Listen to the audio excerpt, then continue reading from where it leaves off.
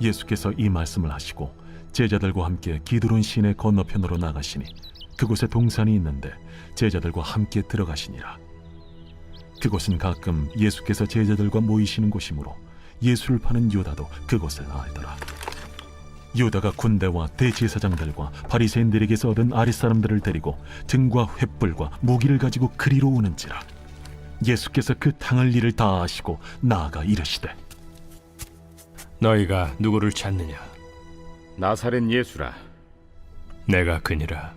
그를 파는 유다도 그들과 함께 섰더라. 예수께서 그들에게 내가 그니라 하실 때에 그들이 물러가서 땅에 엎드러지는지라. 이에 다시 누구를 찾느냐? 나사렛 예수라. 너희에게 내가 그니라 하였으니 나를 찾거든 이 사람들이 가는 것은 용납하라.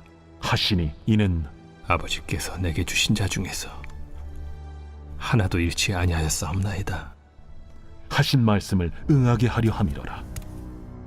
이에 시몬 베드로가 칼을 가졌는데 그것을 빼어 대제사장이 종을 쳐서 오른편 귀를 베어버리니 그 종의 이름은 말고라. 칼을 칼집에 꽂으라. 아버지께서 주신 잔을 내가 마시지 아니하겠느냐? 할렐루야. 오늘도 새로운 성실의 사랑으로 우리를 지키신 주님을 찬양합니다. 우리 놀라우신 하나님 앞에 우리 감사와 찬양과 영광과 존귀의 큰 박수 올려드리겠습니다. 오늘도 우리를 여기까지 인도하신 주님, 날마다 새로운 성실의 사랑으로 우리를 사랑하시는 주님의 이름을 높여 찬양합니다. 주님 영광을 받아 주시옵소서. 아멘. 네, 하나님의 놀라운 은혜 가운데 우리 한몸일 우리 포도의 성도들 한번 바라보시면서요, 이 워십 퍼레이드로 또 배와 여대까지 우리 함께 움직인 우리 사랑하는 식구들과 또 영상으로 함께 예배하는 우리 글로벌 포드 식구들을 향해서도 우리 엄마 따뜻한 사랑과 격려와 축복의 박수를 서로에게 보내도록 하겠습니다. 주님의 놀라우신 은혜가 우리 모두에게 있게 되기를 축복합니다. 할렐루야. 사랑하는 여러분, 성령 충만하십시오. 말씀 충만하십시오. 우리의 영혼의 성에 이 부정적인 생각, 분노, 우울, 냉소, 불안, 두려움이 출입하지 못하도록 그 믿음의 파수꾼을 세우는 은혜가 있게 되기를 축복합니다. 자, 옆에 사람과 이렇게 한번 축복하면서 이렇게 딱 선언을 한번 해주시겠어요? 부정적인 감정은 출입 금지. 할렐루야. 네, 그 영적 파수꾼이 우리의 영혼과 생각 앞에 세워지는 귀한 은혜가 있게 되기를 축복합니다. 자, 오늘은 우리가 함께 크리스천의 감정 처리 기술에 대해서 한번 살펴보고자 하는데요. 우리의 삶에서 그 믿음의 손실이 일어나는 것이 무엇인지를 살펴보면요, 여러분, 많은 사람들이 감정을 잘 처리하지 못해서 그 하나님 앞에서 작정한 믿음을 감정으로 쏟아버리곤 합니다.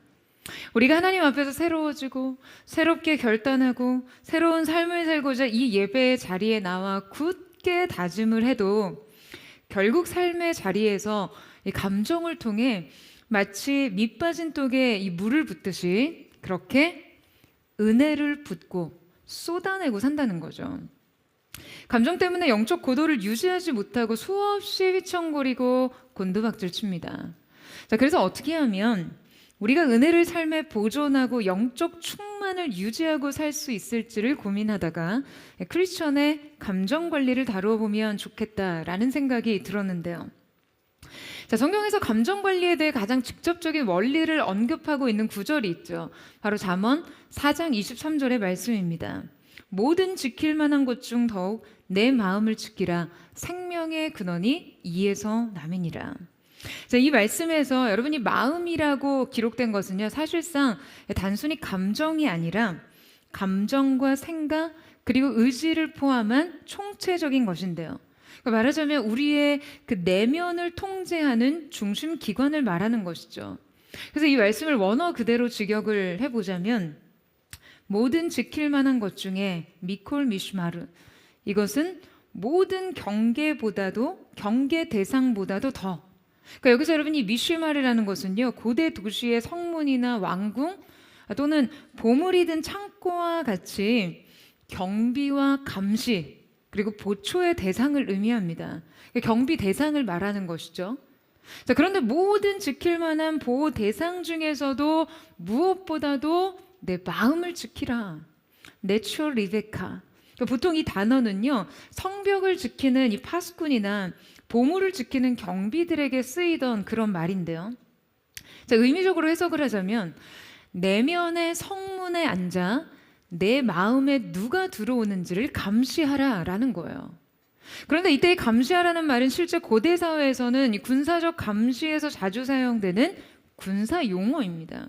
그러니까 이 구절에서 마음을 지키라는 이 명령의 엄중함이요, 그러니까 군사 기짐, 군사적 경계선에서 마치 이 중요 경비 대상을 아주 긴장감을 가지고 감시하듯이 그 군사적 목적, 국방의 책임과 의무를 가지고 그렇게 보호하듯이 경비하라는 것이죠.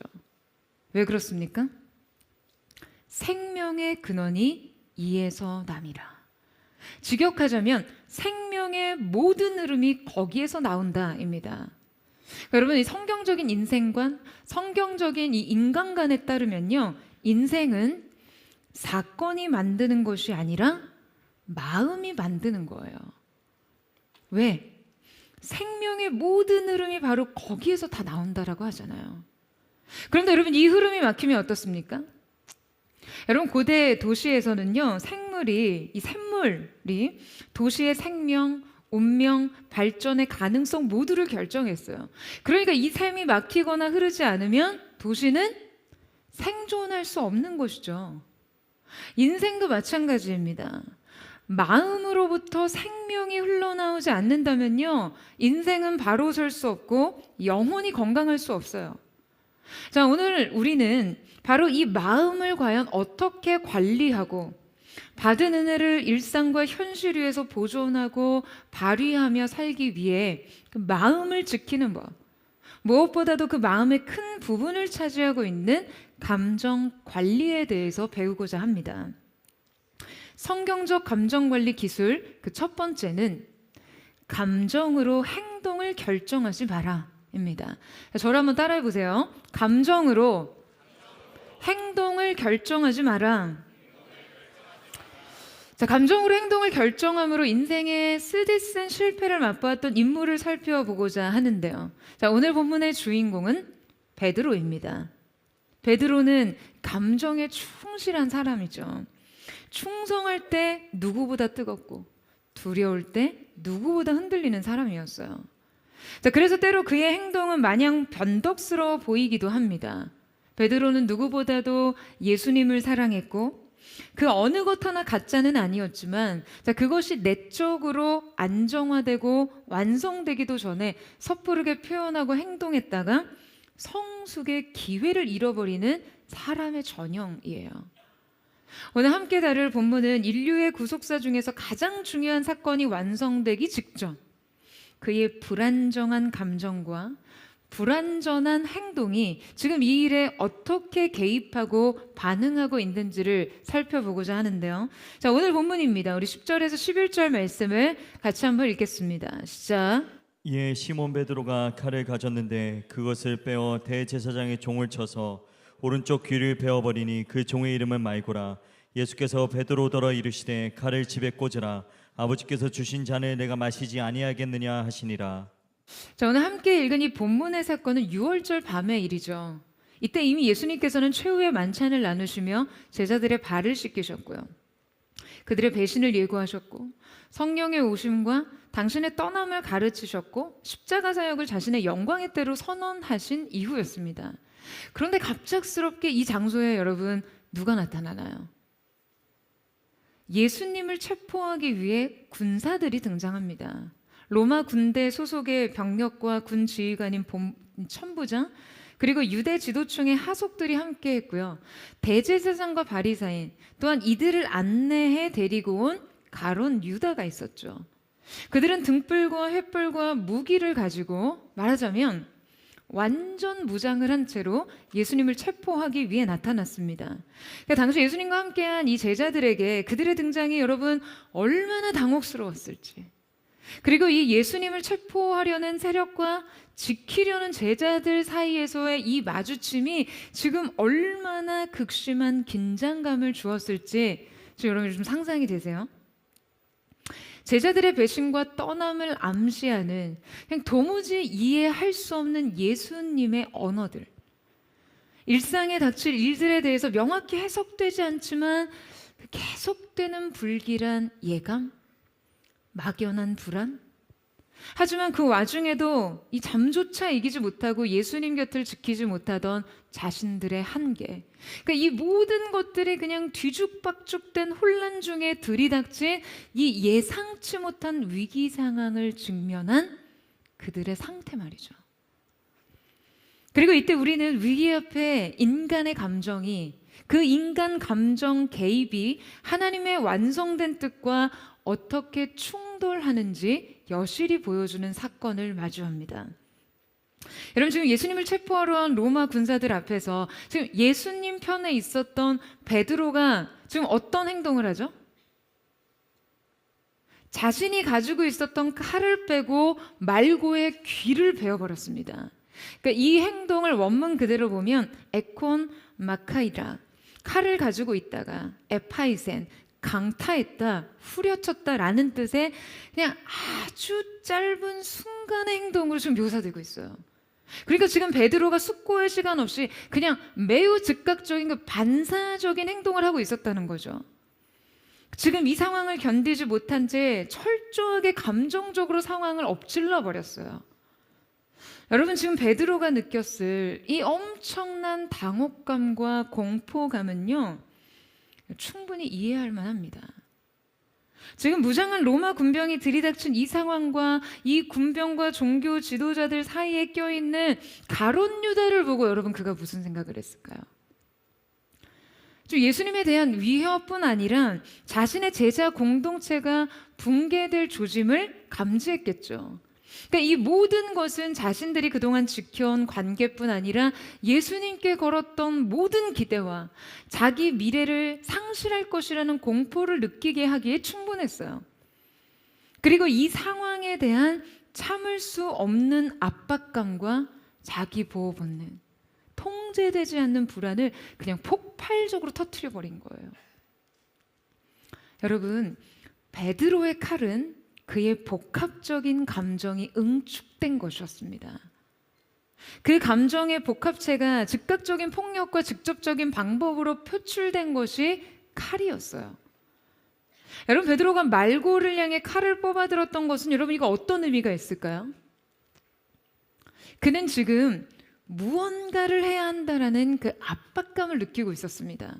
그러니까 이때 침묵은 패배처럼 느껴지고 행동하지 않는 것은 실패로 느껴지기 쉽죠. 그럼 대부분 이때 우리가 칼을 들면 내가 주님을 위해 최선을 다했다는 착각에 빠지게 됩니다. 그러니까 이 혈기와 이 흥분은 주님을 향한 충성으로 해석하기 쉬워요.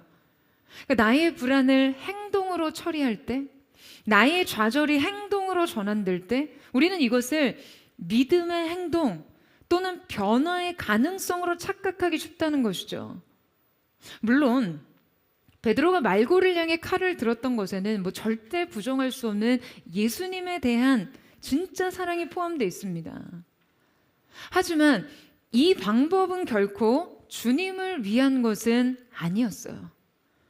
이것은 그야말로 의미 없는 폭력입니다. 그러니까 베드로가 말고의 귀를 자른다 해도 그들을 멈춰 세울 수 없고요. 십자가를 막아설 수 없습니다. 더욱이 그가 순간적인 감정의 표출로 칼을 휘둘렀지만 여러분, 몇 시간 뒤에 그는 예수님을 3번이나 부인하죠. 바로 이 점에서 순간적인 감정은 결코 영혼의 안정적인 상태가 아니라는 것을 깨닫습니다. 여러분, 감정이 주인이 된 행동에는요, 늘 이렇게 의미가 없어요. 의미도 없고 유익도 없이 무고한 희생만이 따르는 것이죠. 여러분, 우리가 어떤 불합리한 상황과 압박감을 견디지 못하고 바로 이 감정의 지배하에 칼을 휘두를 때 여러분, 이 행동이 과연 상황을 바꿀 수 있을지 여러분 생각해 봐야 합니다. 어떨 때는 이 칼이 우리의 말이 되기도 하고요. 그 말이 무기처럼 누군가의 마음을 베어버리기도 하고 관계를 끝장내기도 해요. 어떨 때 이 칼은 그저 무언의 선택이 되기도 하죠. 에라이 모르겠다. 그냥 분노와 좌절과 피로와 불안을 돌발적인 선택으로 완전히 반전시킵니다. 이런 선택은요, 맥락을 이해받을 수도 없고 그 선택을 시작으로 한순간에 전혀 다른 미래로 진입하게 되죠. 여러분, 인생의 이 다양한 칼의 방식이 진정 상황을 개선할 수 있는지, 그냥 무언가를 조금이라도 더 낫게 할 수 있을지, 문제를 해결할 수 있을지, 아니면 그저 감정을 배출할 뿐인지를 숙고해 봐야 합니다. 그리고 결국 이 칼에 누군가는 피를 흘려야 한다라는 사실을 기억하셔야 돼요. 그 피가 돌이킬 수 없는 파국을 가지고 올 수 있다라는 사실도요. 여러분, 주님께서는 말고의 귀를 벤 베드로의 행동을 즉각적으로 제지하십니다. 병행 구절인 이 마태복음 26장 52절에서 예수님은 베드로에게 이렇게 말씀하시죠. 내 칼을 도로 칼집에 꽂으라. 칼을 가지는 자는 다 칼로 망하느니라. 자, 예수님께서는 지금 굉장히 의미 있는 말씀을 하셨어요. 내 칼을 제자리에 돌려놓으라 하시고 계십니다. 그러니까 이 말은 다양한 상징으로 해석할 수 있죠. 제가 앞서 이 칼이라는 것이 지금 베드로의 복합적인 감정이 응축된 것이라고 여러분 말씀드렸잖아요. 말씀드렸죠? 할렐루야. 자, 그에 제어되지 않는 충동은 칼이라는 폭력적인 방식으로 표현됐습니다. 자, 그렇다면 여러분, 칼집이란 무엇인가요? 칼집은 통제, 절제, 질서의 상징이죠. 자, 그러니까 예수님께서 지금 베드로에게 하신 말씀은 너의 그 감정을 통제와 질서 안에 돌려놓으라라고 하시는 거죠. 왜요? 칼을 가지는 자는 칼로 망한다. 이때 칼을 가지는 자라는 의미는요, 헬라어 표현에 의하면 칼을 붙잡고 사는 사람을 말합니다.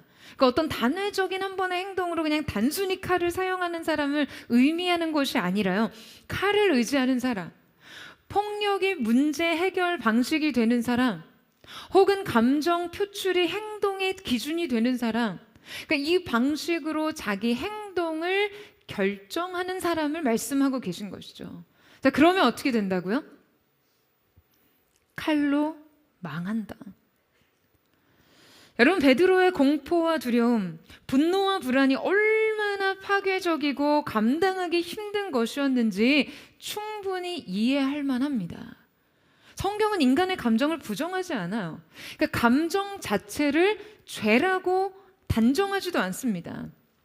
에베소서 4장 26절 말씀에 보면요, 분을 내어도 죄를 짓지 말며 해가 지도록 분을 품지 말라라고 말씀하시잖아요. 그러니까 이 말씀을 지금 말씀의 논리적인 전개를 보면 분노가 그 자체로 죄가 되지는 않는다는 거예요. 다만 문제는 분노의 체류 시간이죠. 분노가 문제가 아니라 분노를 지속시키는 것이 문제였어요. 그러니까 감정 자체가 문제가 아니라 감정이 행동을 지배하도록 한 것이 문제라는 것이죠.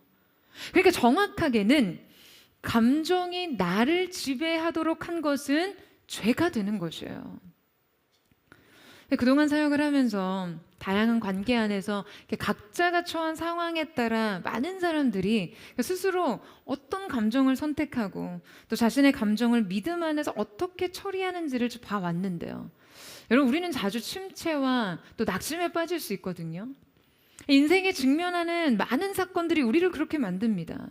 자, 그런데 이때 이렇게 찾아온 감정을 자기 인생의 주인 삼는 사람들은요, 감정이 자신을 완전히 장악하는 것을 스스로 정당화하기를 좋아합니다.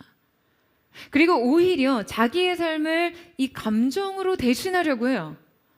내가 지금 슬픈 이유, 내가 지금 낙심한 이유, 내가 지금 이렇게 반응할 수밖에 없는 이유가 너무나 충분하다고 이해받고 싶은 거죠.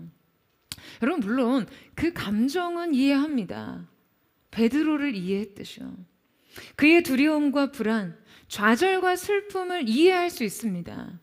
하지만 그 감정이 그를 주도하는 순간 그는 무고한 피를 흘렸고 하나님의 완전하신 계획과는 점점 더 멀어져 갔으며 자신이 감당하기 힘든 감정조차도 더더욱 해결할 수 없이 미궁에 빠뜨렸다라는 것을 기억하셔야 돼요.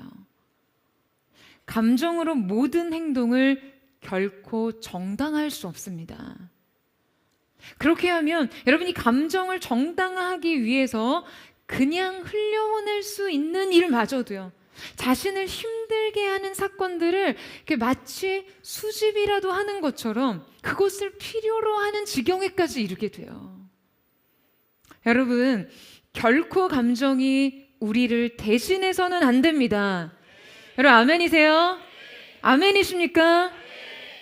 하나님께서 우리 인간에게 허락하신 이 감정의 영향력을 여러분 우리 안에서 어떻게 제어해야 할지 구약의 대제사장에게 하신 명령을 보면 좀 더 깊이 이해할 수가 있는데요. 자, 우리 함께 레위기 21장 10절에서 11절 말씀을 같이 한번 읽겠습니다. 시작. 자기의 형제 중 관유로 부음을 받고 위임되어 그 예복을 입은 대제사장은 그의 머리를 풀지 말며 그의 옷을 찢지 말며 어떤 시체에든지 가까이 하지 말지니 그의 부모로 말미암아서도 더러워지게 하지 말며. 자, 이 말씀에 의하면 지금 기름 부음 받은 대제사장에게 금지된 것이 있죠. 바로 머리를 풀지 말라와 옷을 찢지 말라, 그리고 죽음을 가까이 하지 말라라는 명령입니다. 그러니까 이 모든 것은요, 그에게 요구되는 감정 절제의 규례였어요. 그러니까 대제사장은 결코 감정이 그 내면의 왕좌에 앉지 못하도록 부름받은 사람입니다. 그러니까 대제사장에게 요구되는 이 감정의 절제란 결코 단순한 윤리적 문제가 아니에요. 직업 윤리 같은 게 아니에요. 여러분, 이것은 존재적, 영적인 문제이죠. 여러분, 인간이 느끼는 슬픔의 문제를 영적으로 어떻게 풀어가야 될까요? 인간이 인생을 통해 느끼는 그 기막힌 비애감과 그 비통함을 과연 여러분 이것이 정죄받아야 할 문제입니까? 여러분, 슬퍼하는 것은 죄가 아니죠. 슬퍼하는 것은 정죄받을 일이 아닙니다. 여러분, 시편은요 감정의 언어들로 가득 차 있고요, 성경 속 예언자들 또한 영적인 비극을 매우 격렬한 감정으로 표현하고 있어요. 하지만 하나님께서는 예배를 섬기기 위해 기름 부음 받은 자에게만은 분명 이 슬픔의 절제를 명하고 계세요. 구약시대의 사람들은 보통 굉장히 그 격정적인 비탄과 슬픔을 표현할 때 주로 옷을 찢으며 그 감정을 상징화하곤 하는데요. 그런데 대제사장에게는 이것이 금지되어 있었다는 거죠. 하나님 앞에서 옷을 찢는다는 것은, 이 사건은 하나님의 임재 안에서조차 감당할 수 없는 비극, 파국입니다 라는 의미거든요. 그러니까 따라서 하나님께서는 이것을 그들에게 허락하시지 않으신 이유는 하나님의 임재 앞에 선다면 그 어느 것도 감당할 수 있다라는 선언인 것이죠. 할렐루야. 여러분, 아멘이세요? 여러분, 그러니까 인생의 근본적인 슬픔조차, 죽음에 대한 비통함조차 하나님의 임재를 모시고 사는 사람을 결코 지배할 수 없다라는 거예요. 여러분, 대제사장에게 주어진 이 명령이 제 인생에는 어떤 부담이 아닌 너무나 큰 위안이 되더라고요. 어쩌면 제가 예배자로서 정체성과 부르심을 이 최고의 숙명으로, 또 가장 영광스러운 부르심으로 받들게 됐던 것도 이런 이유가 포함되어 있습니다. 주님의 임재를 모시는 기름 부음 받은 자를 인생의 어두움이 결코 엄몰할 수 없다라는 것 말이에요. 여러분, 그 지배력은 임재 앞에서 분명한 한계가 있습니다. 죽음과 상실조차도, 그 인생의 비애조차도 말이죠. 여러분, 앞서 살펴보았던 잠언 말씀처럼 우리의 영혼의 성문에서 어떠한 감정이 우리 안에 출입하는지를 경계하고 보호해야 할 책임이 있습니다. 만약 이 영혼의 성, 마음 안에 두려움과 낙심, 분노와 좌절, 냉소와 비통함, 미움과 시기가 자리 잡으려 할 때 여러분 어떻게 하시겠어요? 파수꾼이 성 밖을 경계하고 군사가 성을 지키듯이 여러분, 여러분의 마음을 그렇게 지키셔야 합니다. 이들의 침입으로부터 여러분 성을 지킬 수 없다면요, 우리의 영혼의 내부는 곧장 파괴적인 적에 의해서 지배를 당할 수밖에 없어요. 조나단 하이트라는 심리학자가 그런 말을 했습니다. 인간의 감정이 코끼리라면 이성은 그 위에 앉은 기수이다. 따라서 코끼리가 먼저 움직이기 시작하면 기수는 방향을 바꿀 수 없다라고요. 사랑하는 여러분, 감정이 먼저 움직이게 하지 마세요. 아멘이세요? 코끼리가 행동하면요, 우린 무력에 빠질 뿐이에요. 여러분, 정신을 차리시기를 축복합니다. 감정이 찾아온 대로 여러분은 그냥 휘젓도록 내어두지 마세요. 믿음이 감정의 핸들을 잡게 하세요. 자신의 마음을 방치하지 마십시오. 저는 오늘 그 믿음의 작동이 우리 모두에게 있게 되기를 주님의 이름으로 축원합니다. 성경적 감정 관리 기술 그 두 번째는 감정의 가장 안전한 출구를 찾으라입니다. 자, 저를 따라해 보시겠어요? 감정의 가장 안전한 출구를 찾으라. 자, 앞서 우리는 베드로가 대제사장 종 말고의 귀를 내리친 장면을 살펴봤죠. 그러니까 많은 사람들이 이 장면에서 그가 말고의 귀를 내리친 것에 대해서 그가 군병들을 선제 공격했다는 사실 외에 다른 큰 의미를 두지는 않습니다. 그가 순간 혈기를 제어하지 못해서 한 행동이었고요. 이 행동을 통해 예수님을 적극적으로 보호하려 했을 뿐이고요. 또 자신이 원하는 민족 해방에 대한 강한 열망을 어떻게든 실현해 보고 싶어 했다는 거죠. 하지만 여러분, 저는 베드로에게 정말 최소한의 전략이 존재했다면, 또 자신의 어떤 열망을 실현하고 싶었던 현실적인 의지가 있었다면, 여러분, 이 칼로 말고가 아닌 다른 사람을 공격했어야 한다라고 생각합니다. 여러분 생각해 보세요. 사실 이 위기 상황에서 뭔가 상황을 돌파하고 예수님을 지키고자 했던 의지가 더 분명했다면, 이때 제거되어야 할 대상은 말고가 아니죠. 그 자리에는 군 지휘관인 천부장도 있었고 대제사장도 있었으니까요. 그러니까 베드로의 행동에 어떤 영향력을 갖기 위해서는 원래 천부장을 공격해야 됩니다. 천부장이야말로 이 체포의 핵심 책임자였으니까요.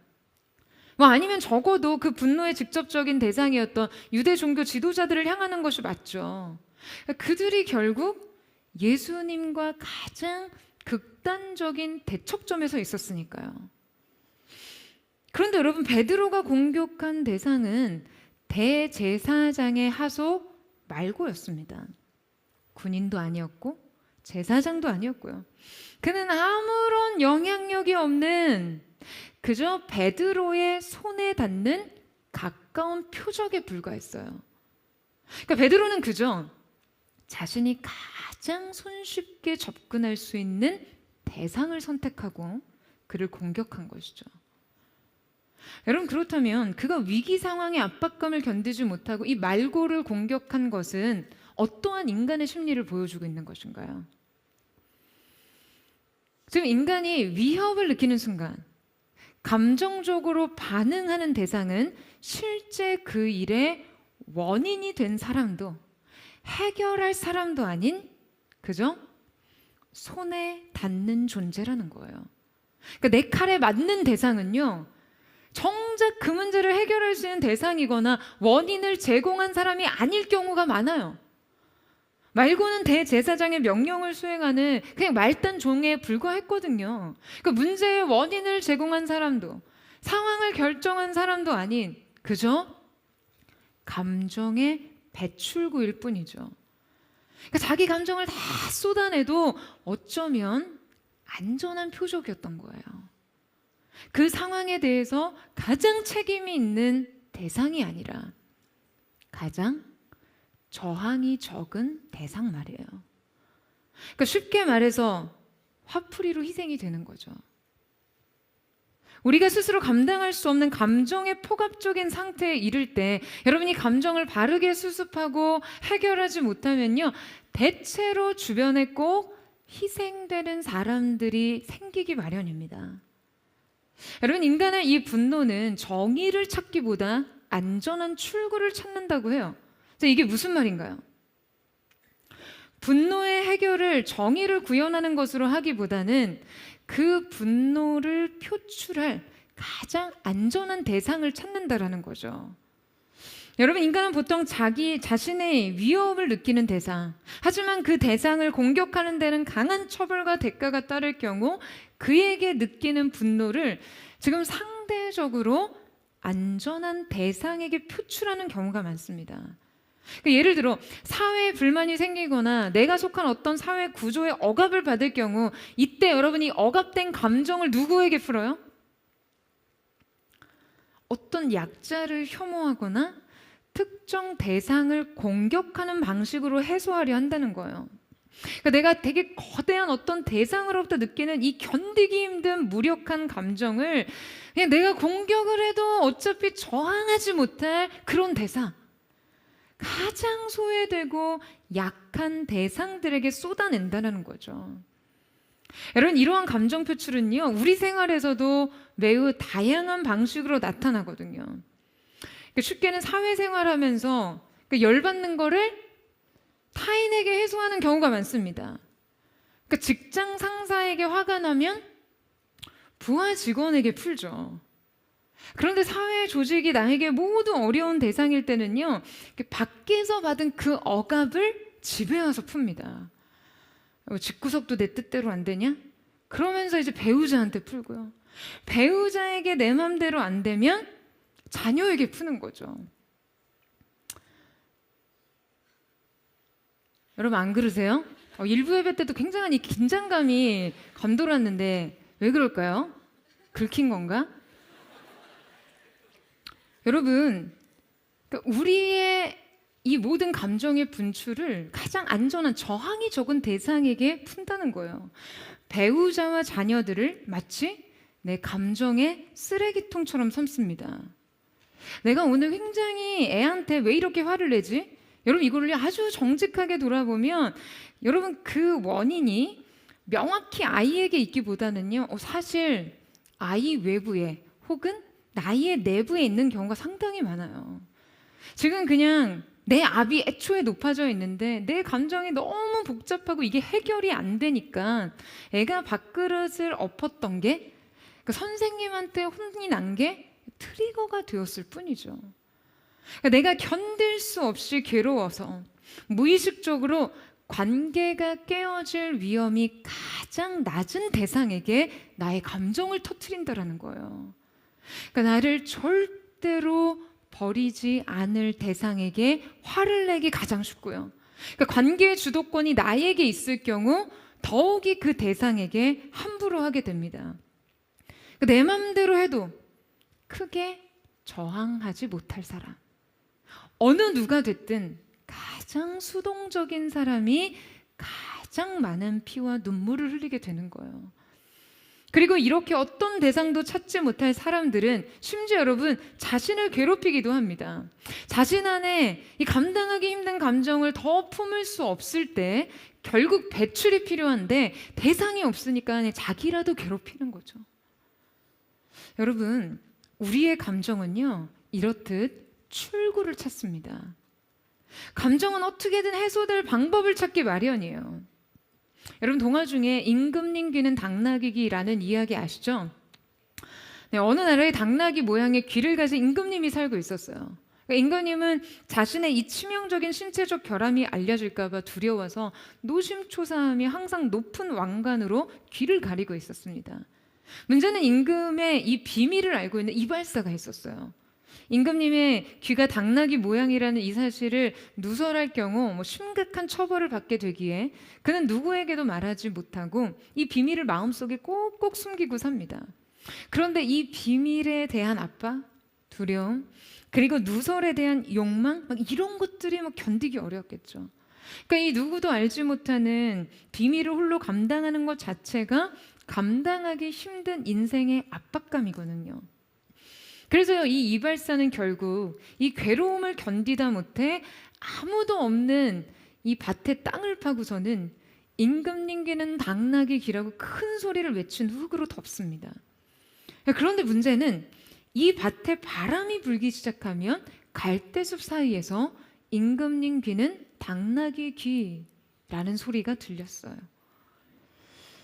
여러분, 이 이야기의 중심은요, 사실 왕의 비밀이 아닙니다. 핵심은 이발사의 심리죠. 그 비밀을 가슴에 품고 있는 그 내적 압박이 그를 괴롭힐 때 결국 아무도 없는 밭에 땅을 파고서라도 이것을 발설하지 않고서는 견딜 수 없다는 거예요. 이 긴장과 압박을 어떻게든 이완하고 배설해야만 그 마음이 살 수 있다라는 거죠. 지난주에 가족들과 이렇게 이야기를 하는데 최근에 워낙 제부가 너무 바빠서 밤에 들어오면 완전 이렇게 녹초가 되는 거예요.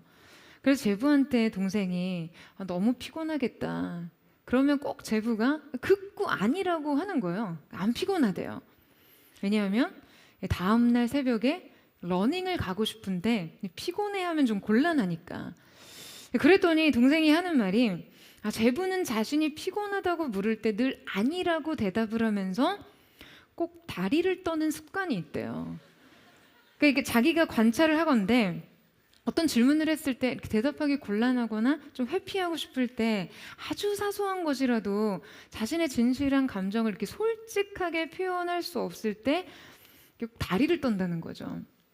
제부의 성품상 뭔가 싫은 거를 싫다라고 표현하기 미안하거나 뭔가 이렇게 곤란한 상황에서 감정을 숨겨야 할 때도 이렇게 말과 표정은 통제를 하는데 그러니까 이 통제가 강하니까 상대적으로 몸의 한 일부가 제어가 안 되는 것 같다라고 하더라고요.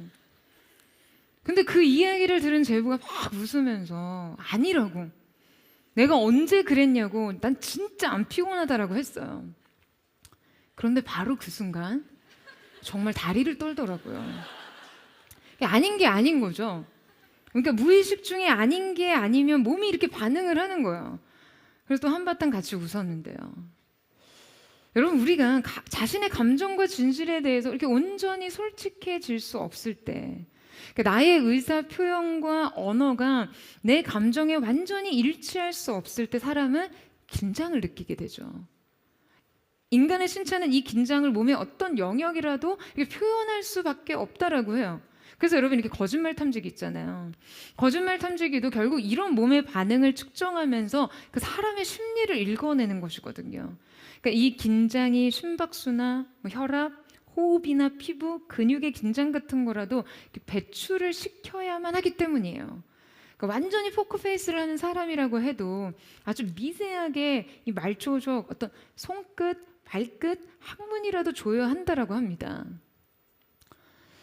여러분, 우리가 내적인 긴장감을 이렇게 몸의 아주 작은 요소의 움직임이라도 표현해야 하듯이 우리의 감정 역시 내 안에서 아무리 제어하고 통제하려고 해도요, 결국에는 어떠한 방식으로도 배출할 수밖에 없습니다. 하물며 여러분, 더 깊은 그 감정의 축척이라면 어떻겠어요?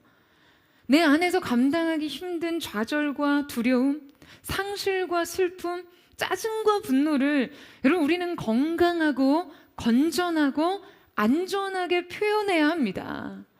여러분, 아멘이세요?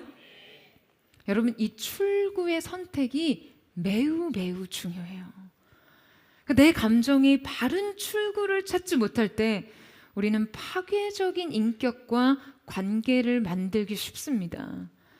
내 감정을 사람에게 풀면요, 그 관계는 100% 손상됩니다. 이 관계의 상처는 결국 또 나를 아프게 만들 수밖에 없어요. 그러니까 손상된 관계의 회복의 책임도 결국 내 몫이 될 뿐이고요. 여러분, 절대 여러분의 감정의 출구를 관계에 두지 마십시오. 여러분, 그 문을 지키는 은혜가 있기를 축복합니다. 자, 그렇다면 과연 우리는 이 출구를 무엇으로 삼아야 될까요?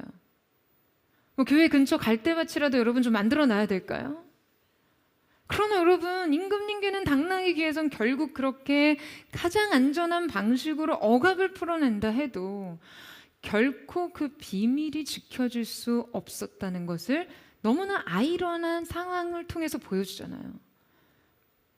어떠한 출구도 결코 안전하지 않습니다. 결국 파괴적이에요. 여러분, 성경은 우리에게 우리의 감정의 출구가 하나님이 되셔야 한다라고 가르치고 있어요. 시편 기자의 권고처럼 너희는 그 앞에 마음을 토하라. 이때 이 토하라는 히브리어는 완전히 비우다, 다 쏟아붓다라는 의미예요. 그야말로 배설을 하라는 거예요.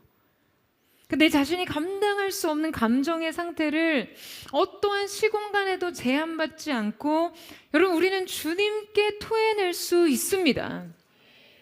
그리고 그때 우리의 중심과 체질과 기억과 역사를 모두 아시는 주님께 우리가 시시때때로 우리의 감정을 고백하고 회복받고 치유받고 다스림을 받는 것이죠. 그러니까 여러분, 생각하시기 오늘 뭔가 나를 무겁게 짓누르고 불쾌감을 느끼게 하고 위기감과 압박을 느끼게 하는 일을 경험했다라고 하시면요, 여러분, 퇴근하시고 집에 가시기 전에 기도하고 들어가세요. 왜 아무도 아멘을 안 하시나요? 아멘이세요? 그리고 문 열기 전에 문고리 잡고라도 기도하세요. 그러니까 그 영향력이 다른 관계 안으로 흘러 들어가지 못하도록, 내가 사회에서 받은 멸시와 압박을 내 자녀를 괴롭히면서 배출하지 않도록, 그러니까 그 감정의 부정적인 영향력이 여러분의 관계와 학업과 업무에 작용하지 않도록 여러분, 주님 앞에 모두 토설하는 은혜가 있게 되기를 축복합니다. 여러분, 무엇보다 우리의 감정은요, 그렇게 단선적이지 않아요. 그래서 올바른 처리가 굉장히 어렵습니다. 두려움과 욕망은 맞닿아 있고요, 슬픔과 아름다움은 닮아 있기도 해요. 아름다운 추억은 기쁨과 환희보다 어떤 그 묘한 슬픔으로 함께 다가오곤 하죠. 분노에는 에너지가 응축돼 있기도 하고요, 질투에는 사실 애정도 함께 있습니다. 실망과 좌절은 그 대상이 사실상 그리 명확하지 않아요. 그 대상이 타인도 세상도 상황도 아니라 그냥 내 자신일 때도 있어요.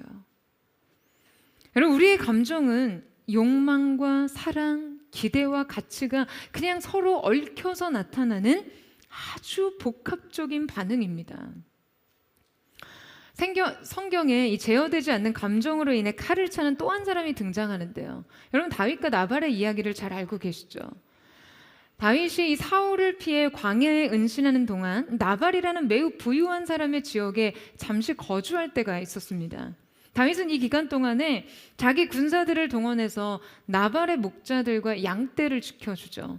양털을 깎는 시기가 되어 다윗은 나발에게 자기 부하들을 보내 이 축제 때 형편에 따라 먹을 것을 조금 나눠달라는 요청을 하게 됩니다.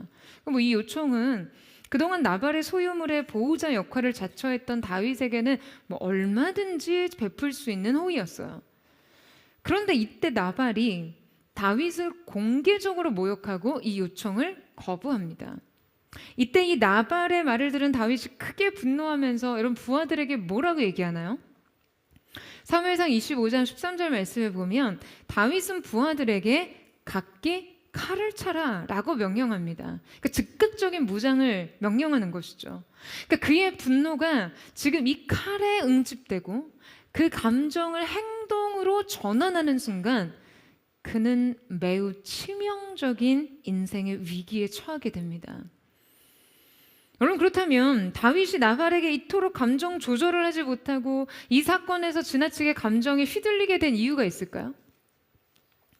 여러분, 어딘지 지금 이 분노가 다윗답지 않는 이유는요, 다윗은 이 사건 바로 직전에 자신을 죽이려고 했던 원수 사울왕을 자기 손으로 처벌하지 않겠다라는 매우 결연한 의지를 보여줬거든요. 그러니까 이 정당한 보복조차도 영적인 분별 안에서 단호하게 거부했던 그가 지금 나발 따위에게 이토록 분노하고 있는 이유가 뭐냐는 거예요. 여러분, 다윗이 나발에게 거절된 것이 단지 식량 공급 그런 요청이 아니었습니다. 다윗은 나발에게 자기의 정체성을 거부당했어요. 나발이 다윗의 요청을 거부하면서 공개적으로 어떤 말을 하고 있나요? 사무엘상 25장 10절 말씀에 보면 다윗은 누구이며 이새의 아들이 누구냐라고 묻고 있어요. 그러니까 단지 어떤 경제적인 공급의 거절이 아니라 다윗의 존재를 부정하는 말이었어요. 여러분, 바로 이 점이 다윗에게는 자기의 생명을 위협하던 사울의 공격보다 어쩌면 더 참을 수 없는 분노를 일으켰어요. 아니, 적어도 사울은 자신을 부정한 건 아니었잖아요. 아니, 어쩌면 자신을 너무나 긍정하고 인정하기에 위협하고 있죠. 하지만 나발은 다윗의 존재를 부정하고 있었어요. 그러니까 다윗이 이때 나발을 향해 분노의 칼을 뽑아든 결정적인 심리는 자기 존재 방어였을 거예요. 무엇보다 저는 다윗이 이 자기 정체성에 이토록 민감한 반응을 보일 수밖에 없었던 이유가 있다라고 생각하는데요. 바로 지금 이 사건이 기록된 사무엘상 25장을 시작하면서 성경은 어떠한 사건을 앞서 기록하고 있습니다. 자, 우리 25장 1절 말씀을 같이 한번 읽어보겠습니다. 시작. 사무엘이 죽음에 온 이스라엘 무리가 모여 그를 두고 슬피 울며 라마 그의 집에서 그를 장사한지라. 다윗이 일어나 바람 광야로 내려가니라. 자, 지금 1절에서 사무엘의 죽음이 언급된 이후에 곧바로 2절에서 마온에 한 사람이 있는데 라고 하면서 라바를 언급합니다. 자, 그러니까 이 두 사건이 어떤 연결성이 있을 수 있다는 거죠. 여러분, 저는 사무엘의 죽음이 다윗이 나발에게 분노하게 되는 아주 결정적인 심리적 박탕을 만들었다라고 생각해요. 왜 그렇습니까? 사무엘은 오늘의 다윗이 있기까지 가장 결정적인 역할을 하던 존재였죠. 다윗의 영적인 그의 심리적 보호막이었어요. 다윗이 사무엘에게 여러분 기름 부음을 받았잖아요. 다윗에게 아무도 없을 때, 그 부모조차도 그의 존재를 신경조차 쓰지 않을 때, 누구에게도 존중받을 수 없었을 때 사무엘은 그에게 기름을 부었습니다. 그러니까 이스라엘에서 지도자로서 사무엘이 건재하는 한 다윗은 자기 존재 증명을 할 수 있었다고 생각했을 거예요. 그런데 그런 그가 죽자 다윗의 내면에서 자기 긍정 심리가 얼마든지 흔들릴 수 있었던 것이죠. 그가 이스라엘의 다음 왕으로서 기름 부음을 받았으나 현재는 도망자 신세예요. 광야에 은신하며 겨우 연명하고 있는 상황이었으니까요. 그런데 이때 자신에게 기름을 부었던 지도자의 부재는 그에게 엄청난 상실감을 가져다 주었을 거예요. 여러분, 우리의 마음이 흔들리면요, 창밖에 바람에 흔들리는 나뭇가지만 봐도 내 마음이 같이 흔들립니다. 감정에 영향을 받아요. 내 감정이 너무 불안하니까 이 이입과 전이가 너무 활발하게 일어나는 거죠. 그냥 어느 날 그 나뭇가지에서 낙엽이 툭 떨어지기만 해도 눈물이 툭 떨어지죠.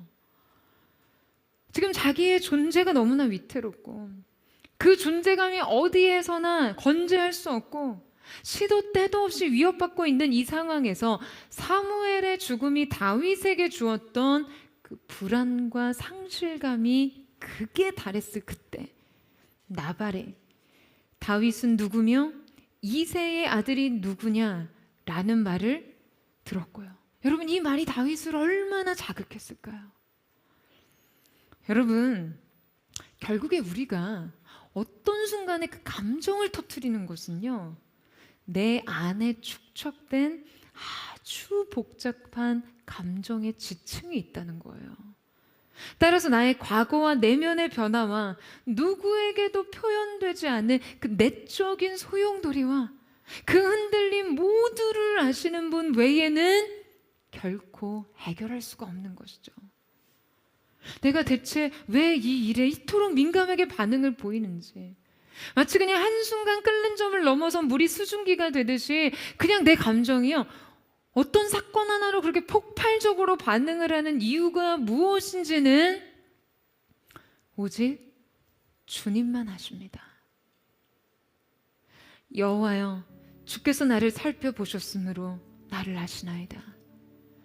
주께서 내가 앉고 일어섬을 아시고 멀리서도 나의 생각을 밝히 아시오며 내가 혀로 말을 내지 아니할지라도 주께서 다 이미 아시나이다.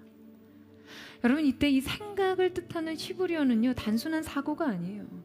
마음 깊은 곳의 의도와 내면의 움직임까지도 의미합니다.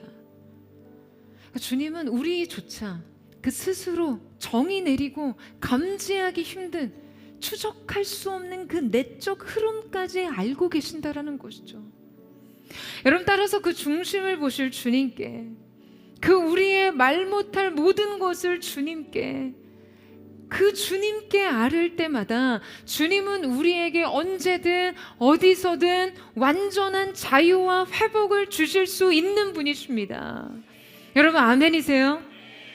사랑하는 여러분, 우리의 시공간 어느 것에도 구애받지 않으시고 우리가 주님을 부를 때 들으시며 찾으실 때 응답하시며 기대 설 때 힘주시는 주님 앞으로 가십시오. 너희는 시시때때로 너희 마음을 주께 토하라. 시시때때로 매 순간 여러분의 감정을 여러분 주님께 토해내세요. 주님께 드리세요. 여러분의 그 쌓인 감정들이 지층을 이루어서 어느 순간 인생의 사소한 트리거로 그 감정의 분출이 일어나지 않도록 주님의 보좌 앞에 여러분의 마음을 토설하세요. 그리고 그때 주님으로부터 오는 평강을 통해 마음을 다스리십시오. 여러분의 인생 성문 안에 그분의 참된 생명과 그 평안만이 넘치도록, 그 그리스도의 평강이 여러분의 영혼 안에 언제든 평화의 시대를 지켜낼 수 있기를 주님의 이름으로 축원합니다. 오늘 우리가 주님의 보좌 앞에 함께 나와 주님 앞에 우리의 마음을 쏟으며 우리의 생각을 새롭게 할 때 주님께서 저와 여러분의 인생에 새로운 평강의 성체, 놀라운 자유와 회복과 치유를 주실 줄로 믿습니다. 그 은혜가 우리 모두에게 있게 되기를 주님의 이름으로 축원합니다. 우리 함께 찬양하며 기도하며 나아가기를 원합니다. 사랑하는 주님, 오늘 우리의 내면의 왕좌에 우리의 깨어지고 상한 우리의 감정이 앉지 않기를 원합니다. 우리의 인생을 주도하고 통제하는 것이 불쑥불쑥 지나가는 이 감정의 파도가 되지 않기를 원합니다. 오늘 주께서 내게 찾아오심으로 우리의 영혼의 성 안에 주님의 놀라우신 그 평안의 광채가 임하게 하시고 주님이 주시는 자유와 회복과 은혜가 주님 앞에 부어질 수 있도록 역사하시고 함께하여 주시옵소서. 우리 그 마음으로 오늘 주님의 임재와 주의 다스리심을 초청하며 우리 함께 찬양하며 주님의 임재 앞으로 나아가기를 원합니다. 나의 맘 받으소서. 오셔서 주님의 처소 삼으소서.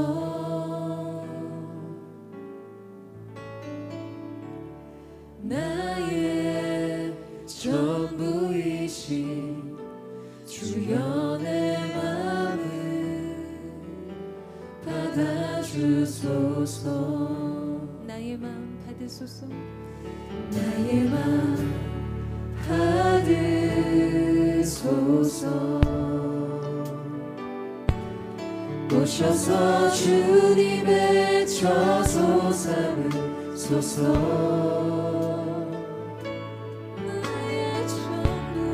나의 전부이신 주여 내 마음 받아주소서. 나의 맘을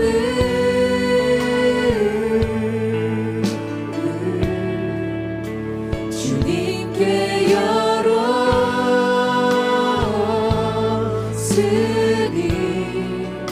주여 내게 오셔서 내 맘에 거하여 주옵소서. 주가 기뻐하는 주의 성전 되게 하소서. 나의 맘 받으소서. 주님 오셔서 주님의 처소 삼으소서. 나의 전부이신 나의 전부이신 주여 내 마음을 받아주소서. 주님 내 마음을 받으소서. 나의 마음 받으소서.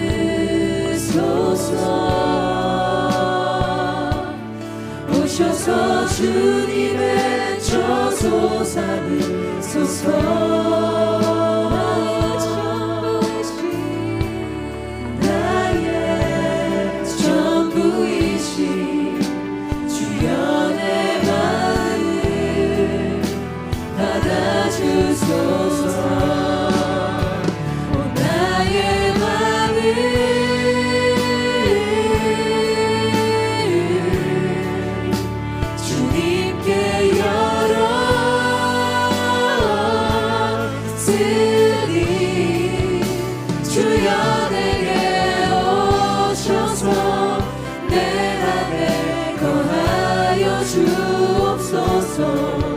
주가 기뻐하는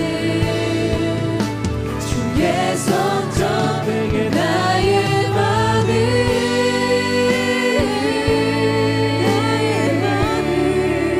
주님께 열었으니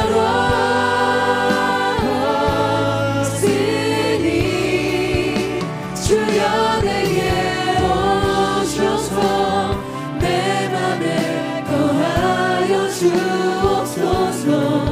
주가 기뻐하는 예수님 그렇습니다. 내 맘을 주께로 열어드립니다. 주님 오셔서 다스리시고 내 마음과 생각에 그 온전 주님이 하여 주시옵소서.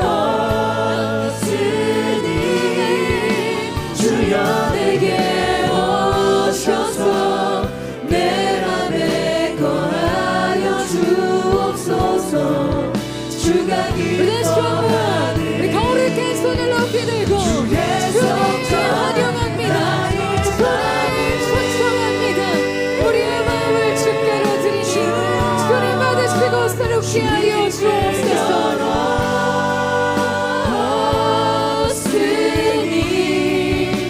주여 내게 오셔서 내 맘에 거하여 주옵소서.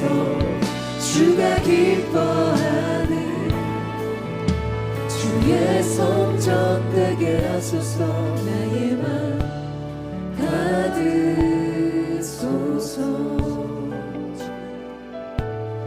오셔서 주님의 처소 삼으소서. 나의 전부이신 나의 전부이신 주여 내 마음을 받아주소서. 나의 전부이신 나의 전부이신 주여 내 마음을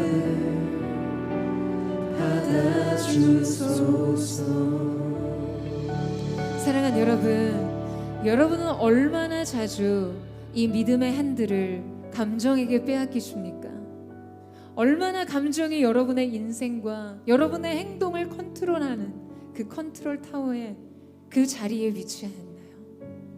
사랑하는 여러분, 여러분의 감정을 정당화하기 위해서 나 이만큼 슬퍼, 나 이만큼 화나, 나 이만큼 힘들어, 나 이만큼 좌절하고 낙심하고 어려워를 정당화하기 위해 마치 인생의 사건들을 수집하듯 여러분 그렇게 건강하지 않는 방식으로 여러분의 감정을 다루는 이 일들이 오늘 이 예배로부터 끊어지기를 주님의 이름으로 축원합니다.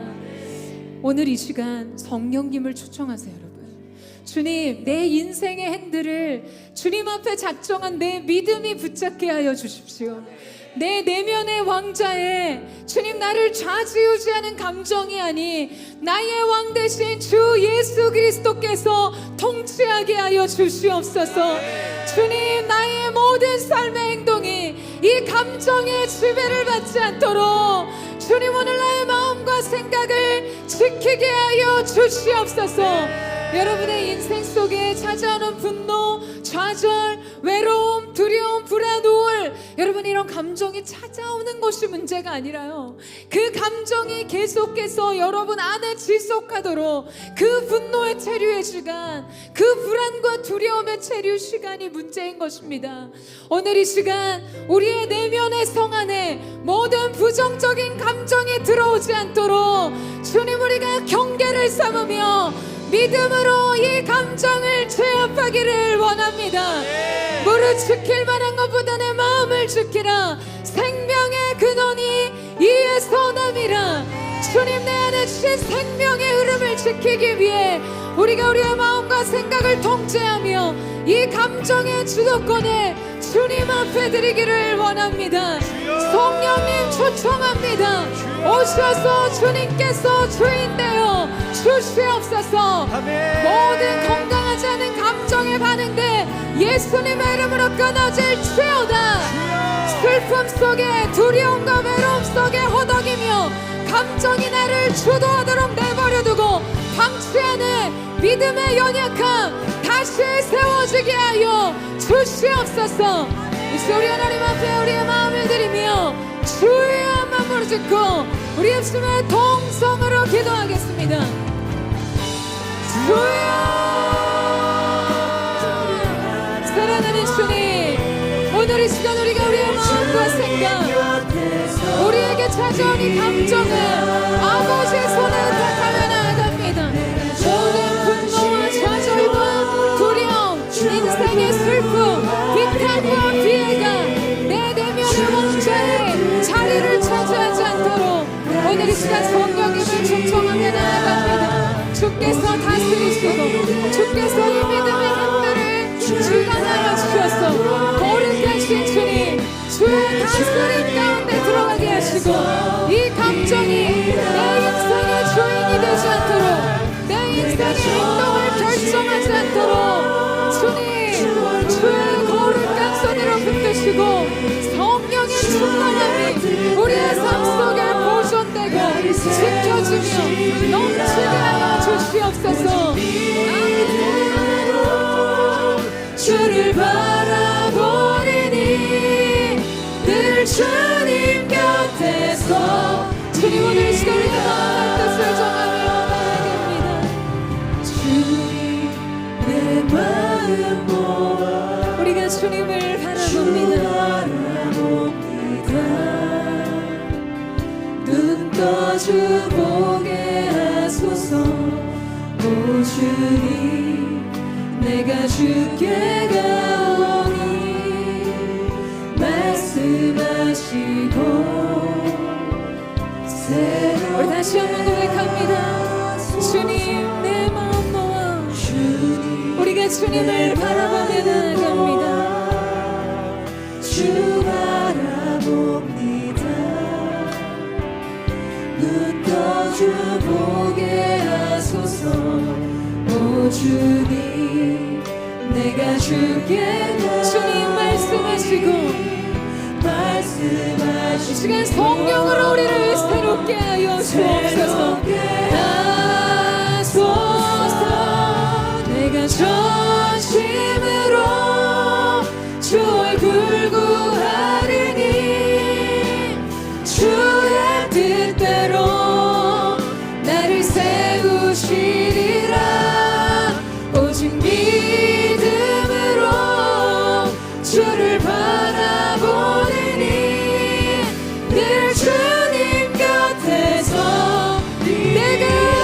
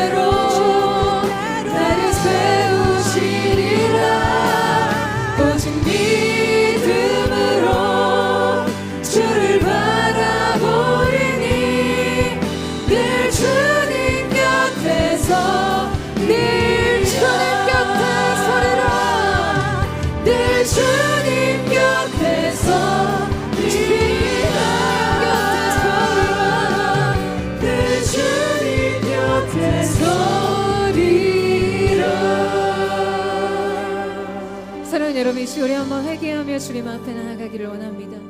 사랑하는 주님, 칼을 빼어들어 대제사장 하속의 말고의 귀를 쳤던 베드로와 같이 정작 이 문제를 해결할 대상이 아닌 원인 제공장도 아닌 주님, 나에게서 저항할 수 없는 약자와 같았던, 내가 관계의 주도권을 가졌던, 내가 어떻게 하든 나에게 다른 해를 위해를 가할 수 없는 대상에게 희생양을 삼았던 우리의 감정 분풀이가 있었다면 주님, 회개하기를 원합니다. 여러분, 여러분의 배우자, 여러분의 자녀에게, 가정 가까운 가족에게, 또한 직장 생활 안에서 여러분에게 저항할 수 없는 대상에게 감정적 분풀이를 했었던, 전혀 이 대상의 문제와 잘못이 아닌 엉켜진 내 내면에 해결되지 않는 감정의 분출을 잘못된 방식으로 했던 하나님의 사람들이 있다면 오늘 이 시간 우리가 하나님 앞에 회개하며 나아가기를 원합니다. 사랑하는 주님, 오늘 지난 모든 감정의 잘못된 출구를 찾았던 우리의 삶을 주님 불쌍히 여겨주시고 용서하여 주십시오.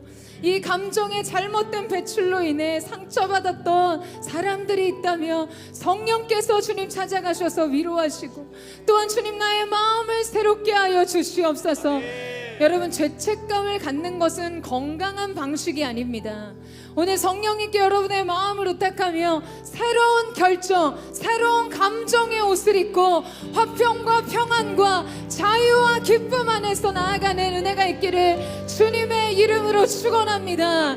이 시간 우리 다시 한번 주님 앞에 기도하며 나아갈 때 주님 회개하며 나아갑니다.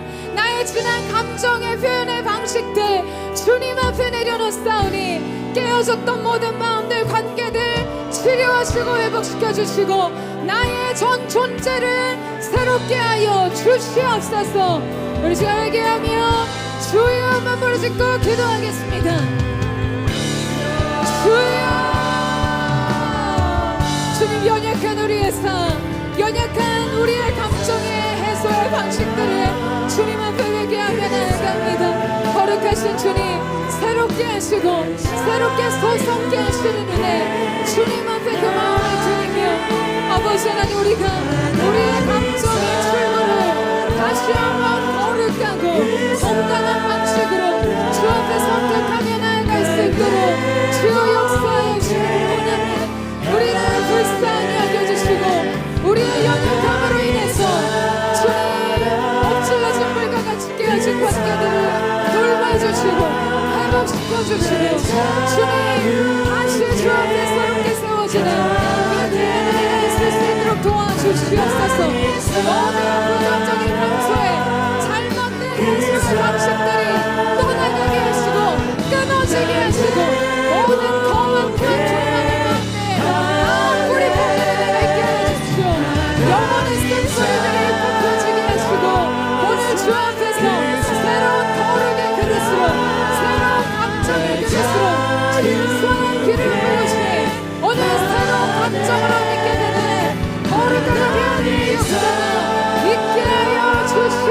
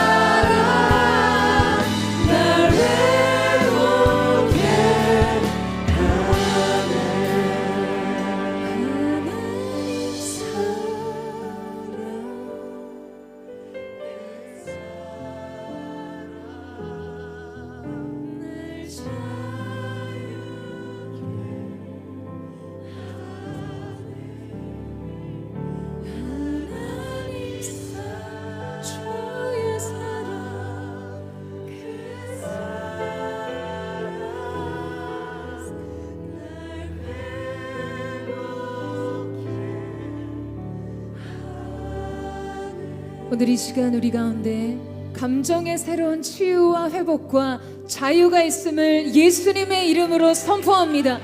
영혼 깊은 곳에 드리워졌던 그 모든 감정의 쓴뿌리가 뽑혀지는 역사가 있을지어다. 오늘 우리의 마음과 생각이 주 앞에서 새로워질 것을 믿습니다. 여러분 아멘이세요? 여러분 그러기 위해서 얼룩지고 오염된 우리의 감정을 다른 어떤 대상이 아닌 주님 앞에 토하고 토설하는 것이 필요합니다. 우리의 마음의 깊은 곳에 있는 것을 주님께 쏟아내는 것이 필요해요. 이것이 참다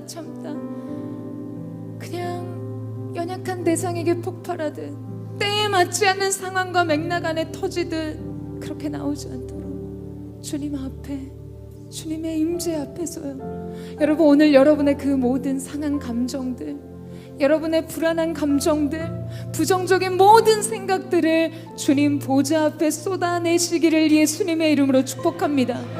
여러분 그때 우리가 알게 된 것은 무엇입니까?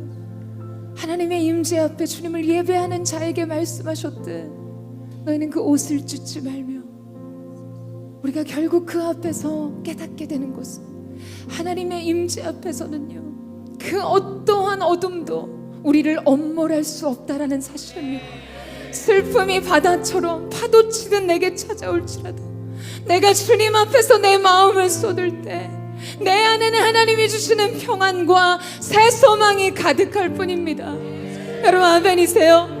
오늘 이 시간 여러분의 그 깊은 마음을 주님께 쏟아내으십시오.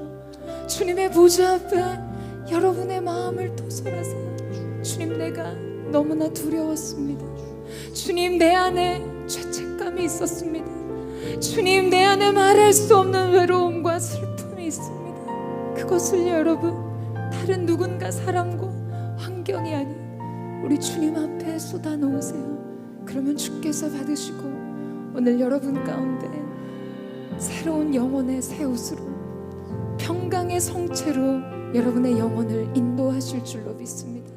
그렇게 오늘 이 시간 우리 주님 앞에 우리의 마음을 쏟고 우리의 감정을 쏟고 우리의 생각을 드리며 이 시간 주님 우리의 모든 것 주님 앞에 내려놓사오니 주의 것으로 채워 주시옵소서. 우리를 불쌍히 여겨 주시옵소서. 우리 주여 새 맘 부르짖고 우리 역시의 동성으로 기도합니다. 주여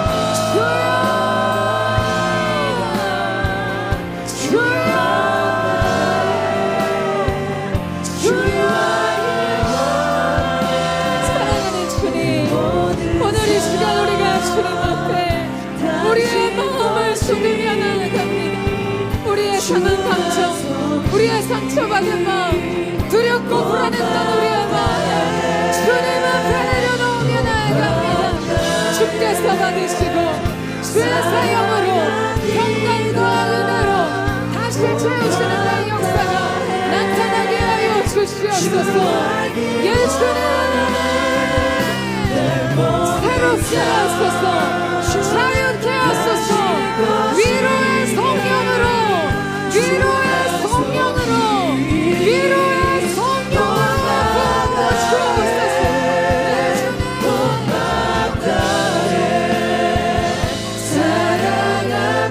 주님의 마음을 드리는 자는 깨닫게 됩니다. 결코 하나님의 임재 앞에서 나를 가둘 수 있는 감정은 어떤 어둠과 슬픔도 내게 가까이 올 수 없으며 주님 앞에 쏟아내는 내 마음 주의 사랑으로 채워질 것을 믿으며 나아갑니다.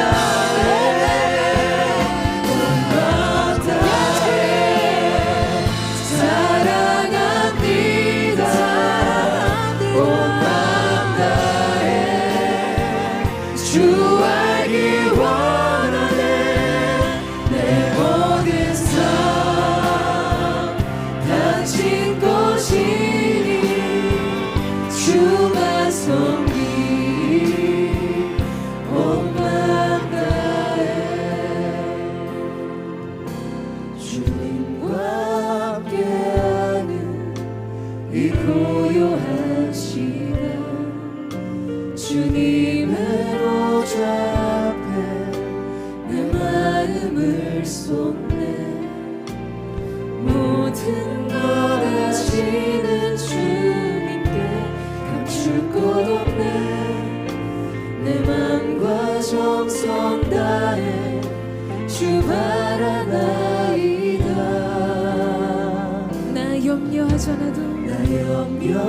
주님 나 애쓸 거다 주님. 우리는 오직 주님의 얼굴만을 구하게 하소서. 오직 주의 얼굴 구하게 하소서. 다 이해할 수 없을 때라도 주께 감사하며 우리가 날마다 순전함으로 주를 따르기를 사랑해버리네.